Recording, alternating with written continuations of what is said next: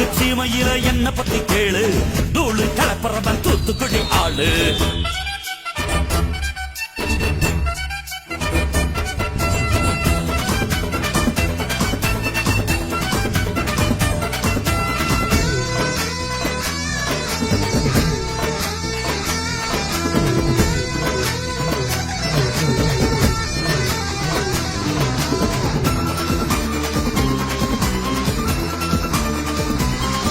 ஒரு காலத்துல தெருவோரத்துல தாயே என்ன தள்ளி வச்சா, இந்த ஜன்னத்துல என்ன பார்க்காதேன்னு கண்ணில் ஊசி வச்சு தச்சா.